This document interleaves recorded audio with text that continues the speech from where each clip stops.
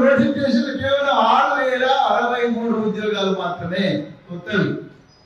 గత బీఆర్ఎస్ ప్రభుత్వమే ఇప్పుడు మీరు ఇచ్చిన 30,000 ఉద్యోగాల నోటిఫికేషన్ కూడా ఇచ్చింది. మరి దాన్ని కూడా చెప్పడం కోసం ముఖ్యమంత్రికి ధైర్యం సరిపోతలేదు. ఎందుకు మా మొహం చాటేస్తున్నారు? దాని గురించి కూడా అడుగుతున్నారు నిరుద్యోగులు. మీరు కొత్త నోటిఫికేషన్ ఇవ్వలేదు కదా, ఎందుకు ఇవ్వడం లేదు? మరి మాకు 2 లక్షల ఉద్యోగాలు అన్నారు కదా, మీరు ఇచ్చింది 6,63,000. 7 నెలలు అయిపోయింది మీరు కొలువుది. 7 నెలలు కొలువుది. 7 నెలలు అయిపోతే మీరు ఇచ్చింది 6,000 ఉద్యోగాలే. మరి మిగతా 1,94,000 ఉద్యోగాలు ఎప్పుడు ఇస్తారు? ఆ ఉద్యోగాలు ఏమిటి?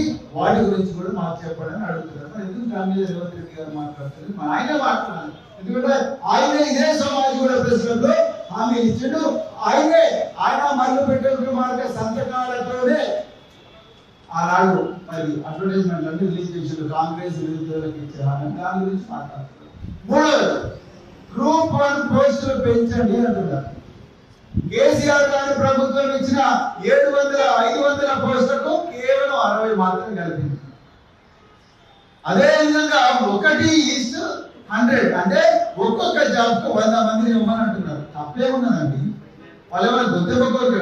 పక్కనే ఆంధ్రప్రదేశ్ లో అక్కడున్న ఏపీ పబ్లిక్ సర్వీస్ కమిషన్ 50 నుంచి 100 చేసింది. తెలంగాణకు ఆంధ్రప్రదేశ్ రాని న్యాయపరమైన చిక్కులు తెలంగాణకి ఎక్కడ వస్తాయి? మరి అక్కడ కూడా ఐపీసీ